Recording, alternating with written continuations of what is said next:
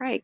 Good morning, everybody. Welcome to the Community Partner Outreach Program webinar series, where we give you updates about our OHP application system. Today's topic is remote assistance, and we also have an extra piece at the end where we'll be gathering some feedback from community partners to inform a training effort that's going on at the processing center. So first, we'll take care of our main topic. And we want to remind everybody that these webinars are recorded and they are posted in GroupSite. There is a training section.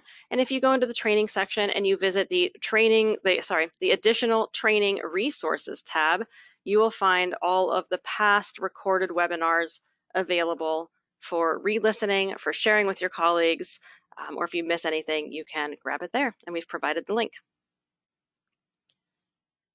All right, so today what we're going to talk about is the different elements of remote assistance. Now, many of you have been doing this already, so you might think, oh, this is not new to me. I don't need to listen. But we do have some important updates that we want you to know about today. So we're going to be talking about the updated authorization for community partner help form, which we have been calling the consent form. And Jessica will talk about that a bit, what is updated about it and what you need to know. We also have updated remote assistance and signature guidance for the medical application, for the applicant portal, and for the CP line, and for renewals. So there's some new stuff in here. If you think you know everything, you'll learn some things today. And then we're going to pause after that topic, and we're going to take questions about that topic. That's our more technical topic for today.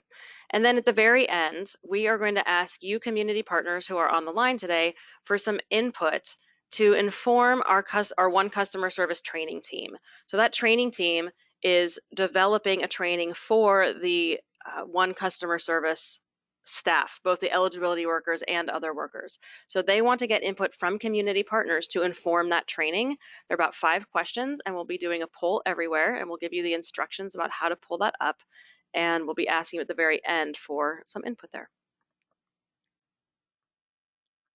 All right, so I'm going to turn it over to Jessica for a little bit, and we're going to tag team it back and forth. And thanks, Jessica, for helping out and being here. Thank you, Deanna. All right, so I want to talk briefly about our 6610 form. It's what we have traditionally called our consent form, or CP consent. It is currently retitled to Authorization for Community Partner Help.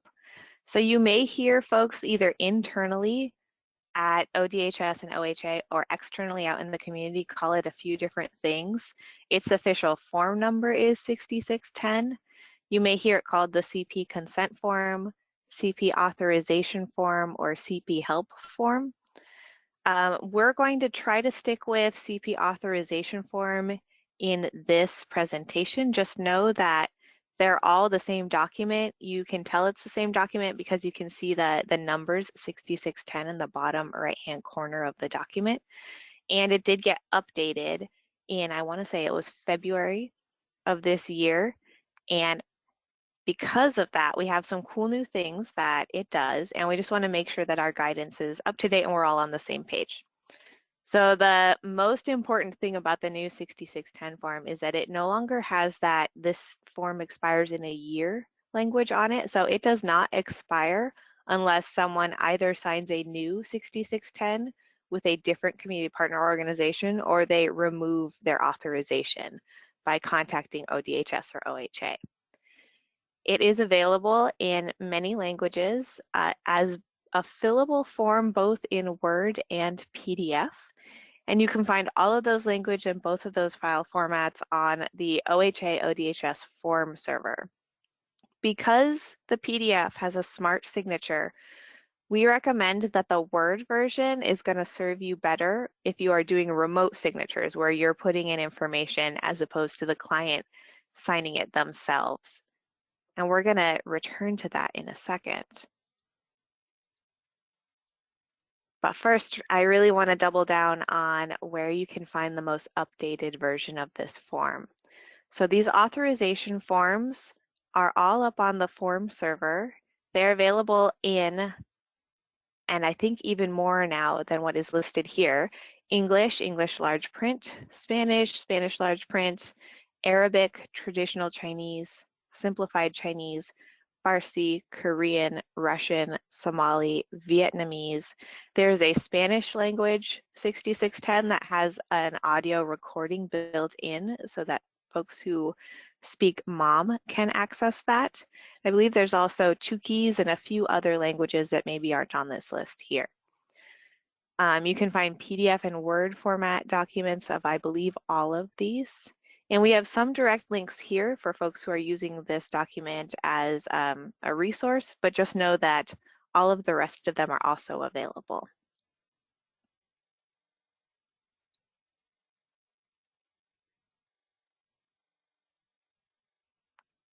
And now, sorry, Deanna, I'm trying to remember if this is where we switch or I keep Nope, going. I just gave you a block of slides to make it easier, so keep going. Okay, sweet, I'll keep going. So we wanted to start with explaining the current state of the 6610, that CP authorization form, before we start talking about remote signature because it is very important to this conversation. We want to review some things that we have known about remote signatures for a while now, which is that this is something that we are offering right now during the federal public health emergency period in order to reduce barriers and to maintain social distancing where possible, and really make it just a little easier and safer to do our work. So the change that we're covering today is talking about remote signatures on application methods and that CP authorization form. And I want to reiterate that these changes are approved for the entire COVID-19 federal emergency period. And so that is currently ongoing. And that is what we know at this point in time as far as the timeline.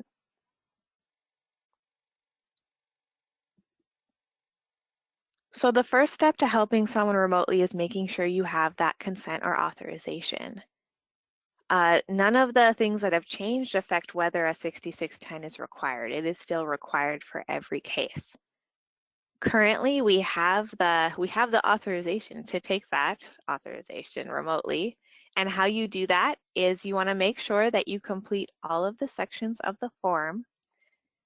You also need to make sure the applicant understands everything that is on the form. So that means reading through all of the text on that authorization form. I'm going to repeat that the Word version works better for remote signatures. And then how you show that a signature was signed remotely is you can add language like signed remotely for, and then list the client's name in full. Anytime Hey, a Jessica, 66, yeah. real quick question here from Stacy. She asks, does the remote signature include address change forms? Let's see, an address, do we have an official address change form that requires a signature? I'm not aware of one. Stacy, I think we're going to have to look into this more and maybe if we could get an example of what that form looks like. It might be an ODHS form. I've wanted an address change form, so I'd love to know about it. So sorry to have to put that in the parking lot, but yeah, we want to look into that, but I don't think we have a quick answer.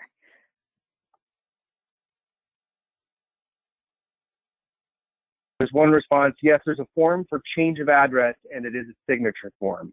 That was a response from Bondi. Apologize if I'm not getting your name quite right. But, so maybe we'll still take that offline and see if we can get an example of that form. That'll help. I know what we're talking about. Yep, we'll follow up on that. When it comes to the 6610, and so right now I'm just talking about one specific form, which is that authorization for community partner help form, the 6610. Anytime a 6610 is signed remotely, the federal government has asked that go into the agency. So even at times when you normally would just keep a 6610 on file at your organization, if it was remotely signed, you must send it to the One Customer Service Center. So that's Oregon.benefits. We have a few other modes. You can fax it. And we do have an updated guide that has all of those details. Jessica, All of the ways to submit it. Yeah. I have a question. Can you talk about why you're saying or suggesting using the Word version for remote signatures on the 6610 in particular? I can. I have an image of it coming up soon, which might be a good time to talk about that. So we can look at it while I talk about it. I think that's in 2 slides. So I'm going to circle Thank you. back to that if that's all right. And so I do want to reiterate, if you are helping someone remotely sign a document, they may not see the document you are signing on their behalf. So you need to make sure that they understand everything that's on the document and understand that you are signing remotely for them. This means that they may not need to have any kind of technology themselves, as long as they can hear you impart the information and they can affirm that they agree with what you are doing, which is signing on their behalf. And then that document that you have typed up or handwritten out goes to the One Customer Service Center and will be stored on file for that case. Eligibility workers will treat a remotely signed 6610 just like someone had handwritten it out and handed it to you, and then you handed it to the agency. So they will honor it. They will act just like it's any other document as far as the process is in the One Customer Service Center and with our eligibility workers and support staff. This is David. I got a quick question here from Cecilia. When we do a One app, I attach the signature page to the app. Is that still acceptable, or do we need to send another copy to another site? I'm realizing a lot of these questions I think we should circle back to at the end when we've talked about the other signatures, because I think they all tie to multiple types of signatures. And I'm going over the 6610 now. I think Deanna is going to go over the next form next. And is it okay if we circle back? Totally. All right. We'll head back to these. These are good questions, and I want to make sure we give them the attention they deserve. But first, I'm going to give us a very quick tour of the updated authorization for community partner help, aka consent, aka 6610 form. So here is the form in its entirety. You'll see there are some sections that have little gray areas. Those are places where you can enter in information by typing, or you can, of course, print out this document and handwrite it out.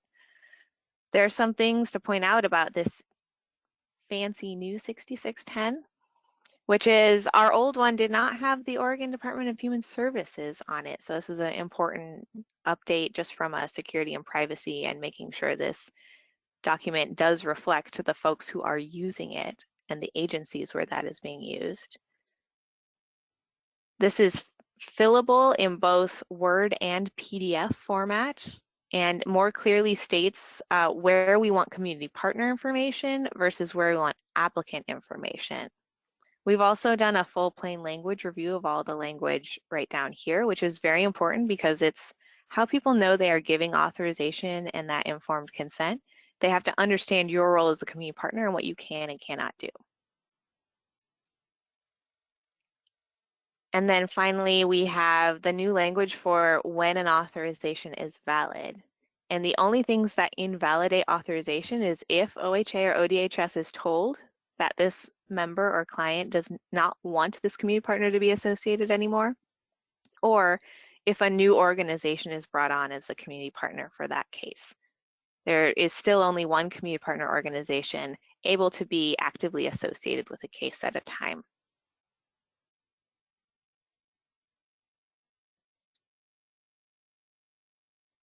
And here is what it looks like when, clicked ahead. When a Word document is signed remotely, you type out signed remotely for, and then that person's name, and you give the date that this happened.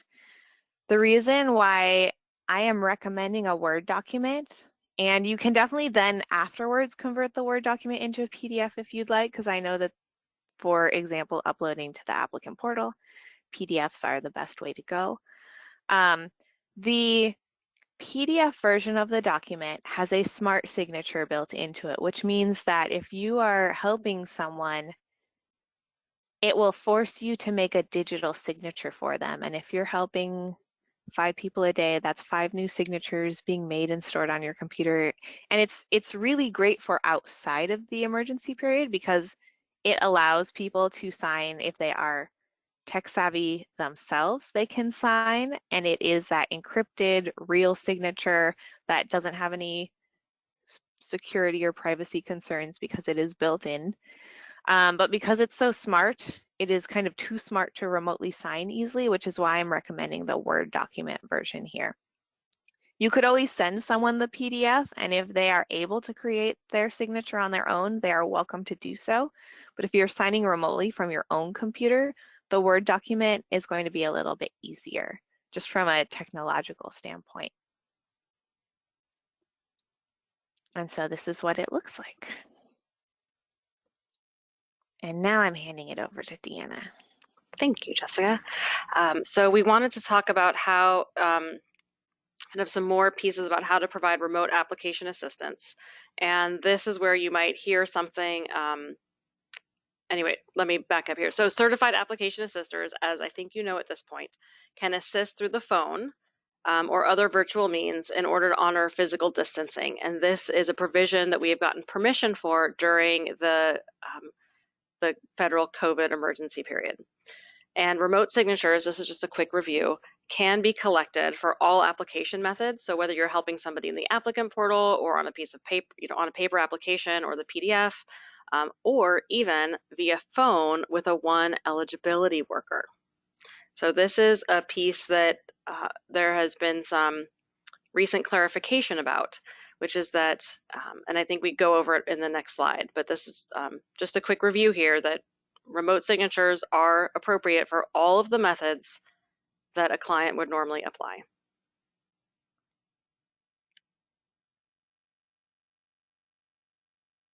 Jessica, on the next slide, do we go into that more in depth? I think so. And actually, we'll come back to that concept of helping somebody apply over the phone with an eligibility worker at the processing center and what that looks like and how you as a community partner can do that on behalf of your client. But I think it's important to first go over the fact that before you can remotely sign any medical application for your client, there are a bunch of steps that need to be in place. So the first one is you have to have a completed 6610 or that authorization form, and that can be remotely signed, right? Or it can be a hard copy. So something that might be happening, especially these days, is you might see somebody in person in an event. You might have them sign a consent form in person and then do the follow-up application over the phone. So you might end up with a combination of some forms signed in person and some forms signed remotely. Then you need to complete all of the required fields of the application with the client. You never want to make any assumptions or fill in anything for them. And the next piece here is something that some of you might have already been doing or hearing about, and it might be new to others. You must offer to review the full rights and responsibilities with them, as well as the notice of privacy practices. Now, if you're on the applicant portal, all of that is contained in the read and sign section of the applicant portal. So if a client was applying on their own, they would naturally see it and they would have an opportunity to review it, and then they would sign that they are agreeing to that. The rights and responsibilities talks about a client's rights, for example, to appeal a decision that the agency makes. It talks about the responsibilities, for example, reporting changes within 10 days. Right? And then the notice of privacy practices, which is another major piece of that read and sign section, talks about how we use their data and things like that. So when a client is signing, it's very important that they know what they're signing to and they have an opportunity to review what they are agreeing to. When clients call the processing center to do a phone application, the processing center gives them the opportunity to review those documents in various ways. So community partners should be doing the same thing. Those documents are also between, like, if you're doing a paper application, it comes with a application guide. Those two things together, normally when you give those to a client, it contains all of that information. So what's happening is when you do it over the phone, they don't have that in front of them. So you need to find a way to offer that to them.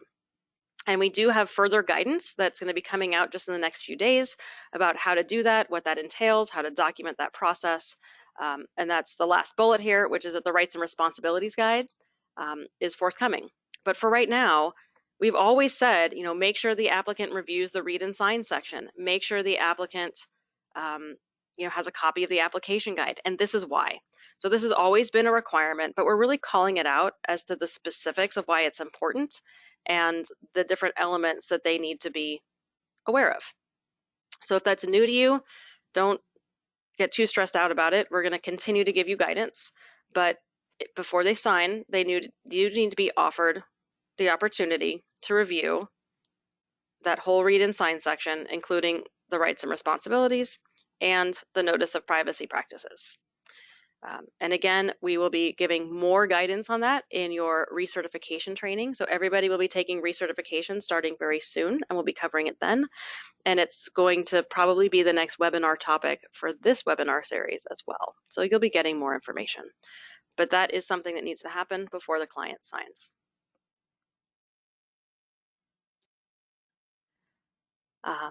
So at that point, after you've done all those things, then the client can sign their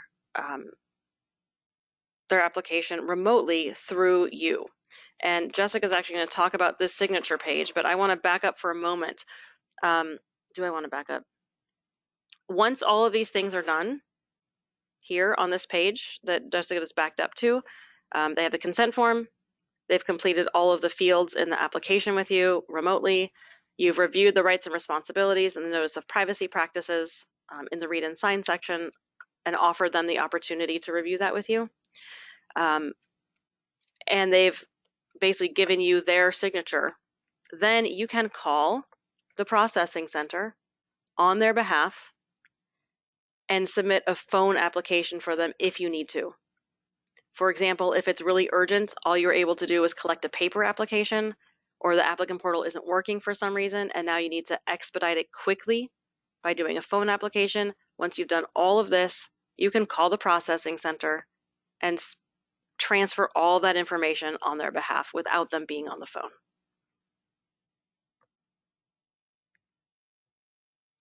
That was a lot. Is it time for me to talk about how to do the signature? All right. Absolutely. So I want to apologize for the fact that the 7210 and the 6610 have different ways the signature fields were built. So the guidance is a little bit different here. Because the 7210 has a printed name section, we're able to put the applicant's name in the printed name, which is a bit more intuitive than the consent form perhaps. And then we have the signature.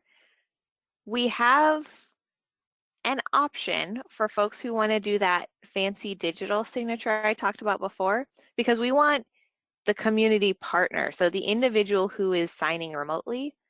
So for me, if I'm the community partner and I'm helping Deanna, I'd put Deanna's name in printed name, and I'd put my name and my organization in the signature section so that the processing center can tell who was helping with the remote signature.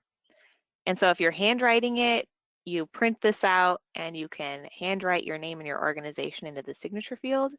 If you want to do it all digitally, you can create a one-time digital signature with your name and organization in the name field, and then it can populate this every time you do this in the future. You can select that signature. We didn't recommend doing this for the consent form because then you'd have to also find a way to fit in the primary applicant's name, and that's too many fields and it's too complex, and it would make a million different signatures on your computer. But the 7210 does allow this, so you can either, because this is a fillable form, but for most of us and most situations, we're going to have to print it and then fax it in. I'd say it's completely up to you whether you want to go the digital signature route and create one for yourself, or if you want to just handwrite it out after you've printed out the 7210, which is that full medical application. And so here is an example of what it would look like. And this is on the the guide that we have in the handout section too. So this is not the only time you'll see this. The 7210 is the OHP or medical application. And just to repeat, the 6610 is that community partner authorization help consent form. And I know we have a lot of numbers that we roll off, so thank you all for keeping me accountable for that. All right, so we just talked about how to remotely sign a paper or PDF application, but you can also sign an applicant portal or a verbal signature on the community partner line. So I'm going to go over that really quickly. Sorry, I We kind of have, went over that a oh, little bit, but yeah, absolutely. I oh, think maybe making it more clear, or talking about it a different in that way. case, I will repeat, Deanna, just for good measure to make sure we're all on the same page. So on applicant portal, it's a pretty straightforward process. You explain to the applicant that you are typing out their name in the sign and submit section of the applicant portal application on their behalf, and then you hit sign and submit. And so you don't have to do anything special to clarify that you are the person doing remote signing in this mode, because you're already associated, you'll have the consent form, the 6610, the authorization, still getting better at saying that in the correct way. And so applicant portal is going to feel a lot like pre-COVID times for that signature. The community partner line, and this is brand new guidance. I don't think we've given this guidance to community partners before, which is if you need to do an application over the phone with an eligibility worker, you've called the CP line at 888-865-0525, then you can complete an application and tell them that you are signing on behalf of the client without having to get them on the line and to navigate a three-way call and to do all of that, at least for now, during the emergency period. So you want to make sure that you have gotten a consent form. You want to make sure that the applicant is aware of all of the information you are imparting to the agency and is aware of, their rights and responsibilities, all of those pieces on the application that talk about how we use their information and how people are expected and have rights to, things like file an appeal, all of those pieces. I know I'm repeating Deanna, so I'm sorry.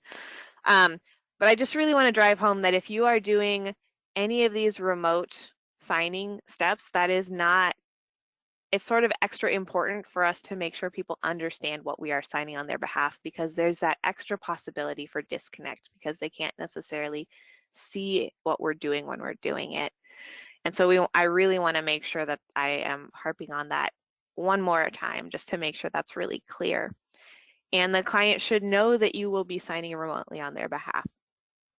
So for all of these steps, you want to make sure that no one's surprised by what's happening in the process and that you've laid it out for them.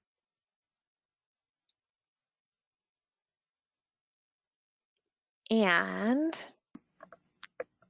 Do you want me to take this? yeah, go for it.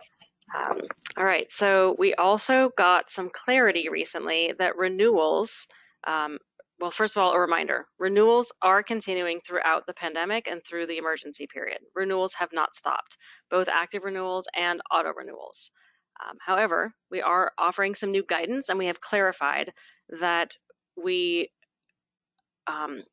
want you to know that renewals can be signed remotely just like new applications. We were not sure before. We had gotten permission to do application signatures remotely and authorization form signatures remotely, and now we have clarified that also extends to the renewals. So that's great news to clarify for those of you who have been asking.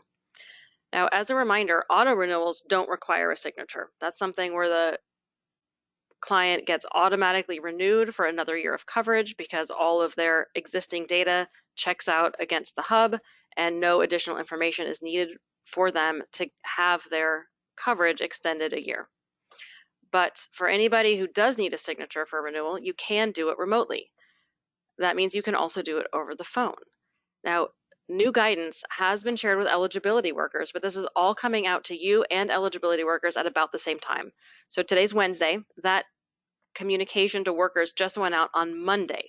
And you can imagine with many hundreds of workers across the state, it can take a little bit of time for that new knowledge to take root in that whole body of workers, that workforce. So we just want all of you as community partners to have some patience and have some grace.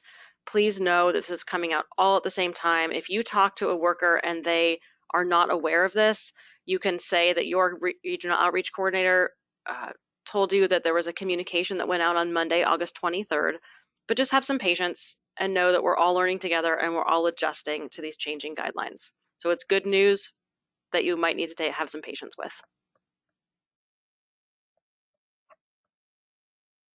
I do want to take a quick second to interject that this is not a change in who is closing during the pandemic.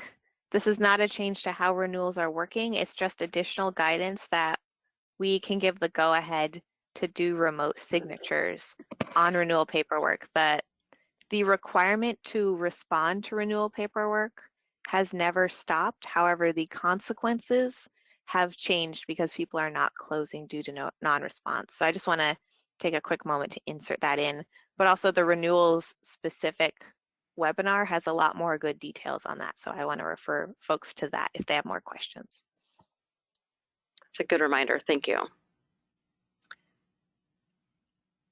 So we do have a guide to reiterate everything we've shared in this webinar. It is posted to the webinar right now for those of you who are attending live. And you can also find it in the group site cabinet, file cabinet, which is currently under a reorganization effort. So if you search for the word remote, it will come up. But it is the remote assistance guide that gives you all these updated bits and pieces. So please use that, put it into your binders, and we know that you are helping lots of people and that remote assistance has opened up a lot of possibilities to help people in different ways. So we're glad you're using it, and we just want to give you good guidance. And as a note for folks who are live, this will be up as soon as this is over. I wasn't able to put the document on group site before in advance, so it'll be there very soon. For those of you who are listening later, it should be there.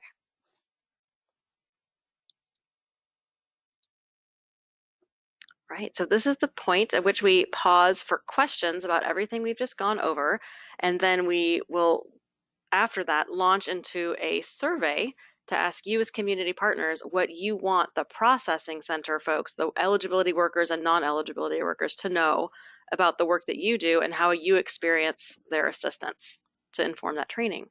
So David, I'm going to turn it over to you because you've been collecting questions. So take it away. Well, Jessica has been coming behind here and answering a ton of questions that have come up. So I think we are actually caught up. Do we want to answer any of them out loud or clarify anything? Jessica, I defer to you on that.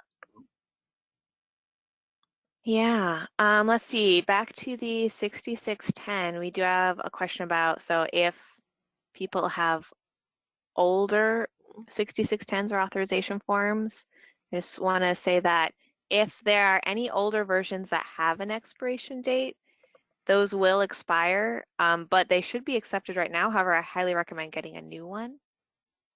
And you don't need to send in multiple copies of the same 6610. You just need to make sure it gets sent in if signed remotely. So you don't have to resend it every time you do something on a case once you have one on file. And just wanted to offer that clarification.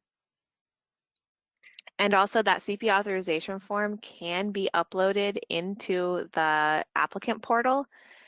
Anytime you are going through that sign and submit page, it'll open up an opportunity now in the system to upload files, and that's a great opportunity to upload that authorization form. And all parts of that form need to make it. I know some languages are more than 2 pages. They're all at least front and back, so make sure that all parts, including that signature line, do make it. So Jessica, one of the benefits of this webinar is that we have some of our subject matter experts. We have people from policy and the processing center and operations. Do we have any questions that, and I haven't been watching the questions, so I apologize, but David or Jessica, do we have any questions that we would want folks from our subject matter expert teams to weigh in on For example, what I did here in the beginning was the address change form, and I think that we might have folks who might be able to speak to that. So maybe we can start there, and then you can scan for questions that our subject matter experts might have something to weigh in on. Christy, are you able to speak to the address change form? Sure.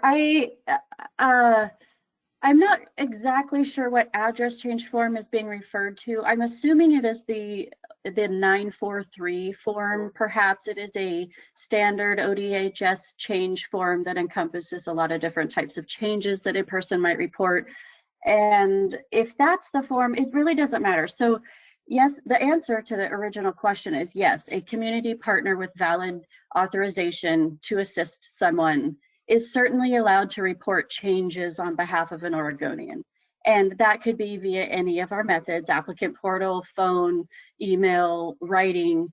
So if there's a form that you're trying to use to report a change as opposed to going through applicant portal or calling, let's say, and there's happens to be a signature line on the bottom of that, you're permitted by virtue of your authorization to report changes. So you can just go ahead and sign on that form for the Oregonian. I think if you do that, just to be clear and to make sure there's no delays on the processing side and like our eligibility staff don't get confused, go ahead and sign your name very clearly and the organization you're with so they can double check to make sure that you are authorized to report changes for that case. But otherwise, yes, you can sign for individuals on a change form.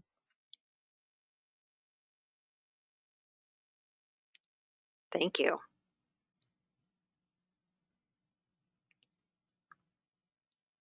Yeah, I think that's a great point, that there are a lot of things that community partners can do that don't require signatures, including reporting changes.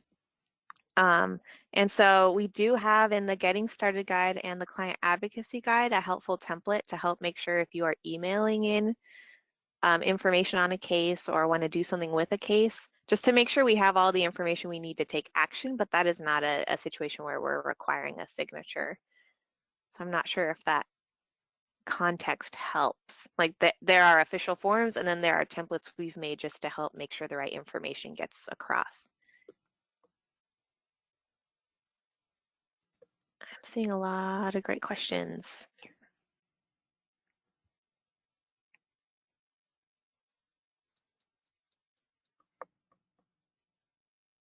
I have a question about auto renewal and reporting a change.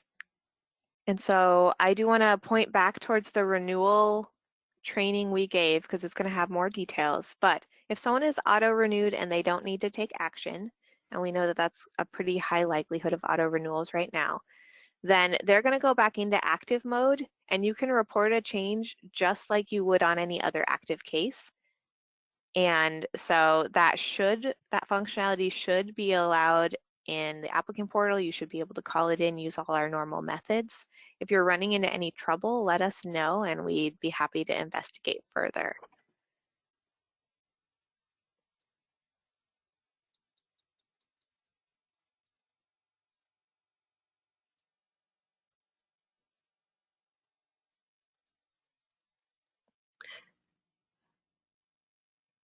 I think we're all reviewing the questions here, making sure Yeah, there that are we're quite a ready. few questions. Yes, they're flooding in. There are some questions that are great questions, or statements that aren't related to our topic at hand. So we're gonna bring those back. There are a lot of good questions. Oh, this is a great question. I'd love to send it to Janelle, which is, to what degree can a community partner help with a non-Magi interview without the client on hand? I think the answer is to 0. That's right, because you haven't already Degree. collected that information yet, and depending on the answers, I think there are more questions. But is Janelle here? I am. Oh, good. Okay. Yes, you can essentially help them, set up or call to make the interview, but you can't, without them there, you can't really help with the interview itself.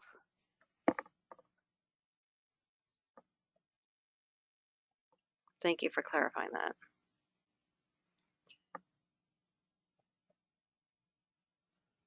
I am seeing some questions about making sure that we're all on the same page with these changes, these updates, and we are going to continue to work very hard to message across our community partner network internally with OHA and ODHS. But we did want to just give a moment. Gosh, there's so much been going on and so many things have changed. If we can all offer grace to one another wherever possible, it's going to serve us well, because this is not easy to navigate for any of us. But we are working, and we want to continue to hear from you when people are not giving you the same guidance you're hearing in these webinars, so that we can make it better.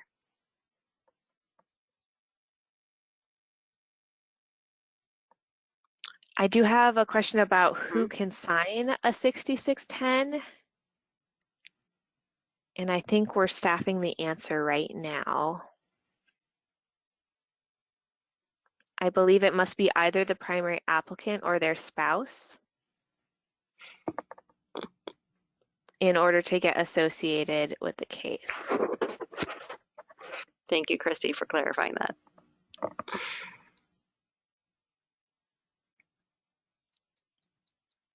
And I know we've been talking about the 6610 specific to putting in applications, but any time that you as a community partner are either interacting with the state on behalf of a case or are collecting any personally identifiable information about a case, you should have that 6610 process first before any of the rest of that happens. Even if you're not going to end up putting in an application, it really is important that people understand your role as a community partner and what you're able to do.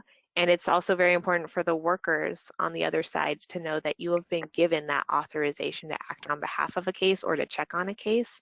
And so when in doubt, a new 6610 is always the way to go. It's better to have it than to not collect it and wish you had. And it does need to be read to a client if you're doing a remote authorization, which I know we already said that, but I think it's worth saying it again. Or, I mean, you could also send it to them and have them read it. You know, if you send them a picture via text and you say, please read this, that would work too, but they need to know what they're signing. I'm going to take us really quickly back to what the consent form looked like, because I'm seeing some questions about who goes on a consent form. Yes. And let me get rid of those red things. Okay, so we need the community partner organization, and I want to reconfirm that association gives the entire organization the ability to act on behalf of a case.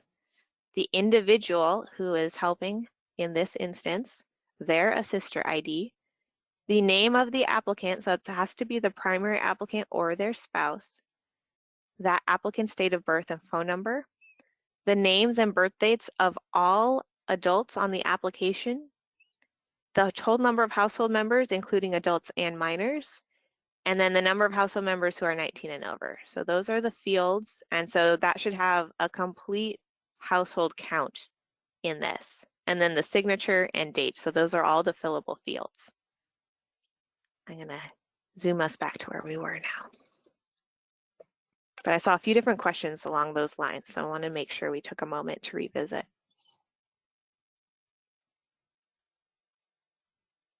Thank you, Jessica. Doesn't hurt, especially because we always have newer community partners coming into our network. For those of you who already know that, that's great, but we always have new people, so we're trying to make sure everybody has the information they need. Sean is asking if that AVS form can be remotely signed. That's the one for asset verification, often given in interviews.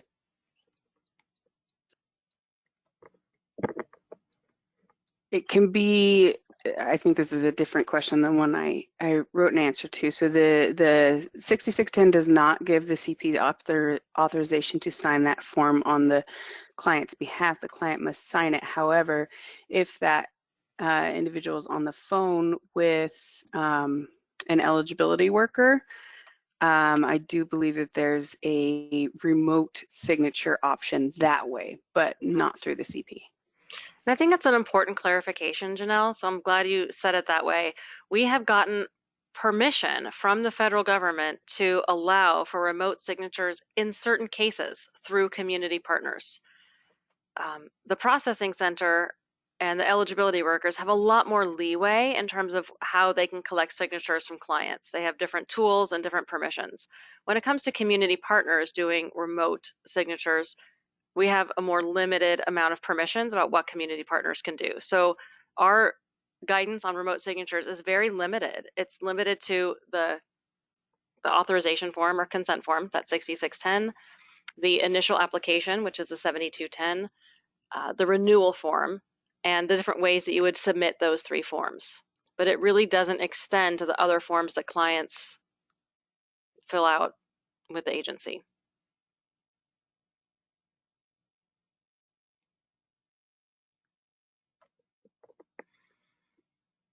Let's see. Sean has, Goodness, a vast majority of these are 6610 questions still. We have more work to do. I do want to make sure we have time to go over the questions, the survey questions next. Yep, and what we have Do- typically done is we also take questions that we're not able to answer and we put them into a big Q&A document and we post those in that training section under additional training resources. So if you asked a question and it hasn't been answered, don't feel like you're not going to get an answer.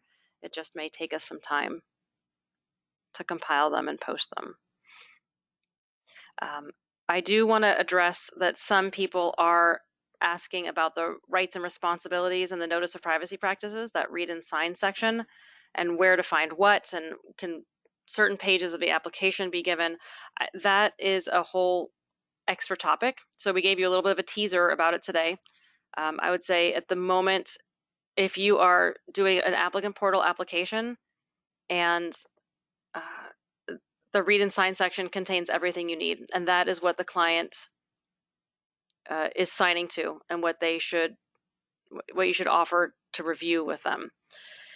If they're doing a paper application, then to get that complete packet of information, they need to get both the paper application with the appendices, Appendix C, and the application guide.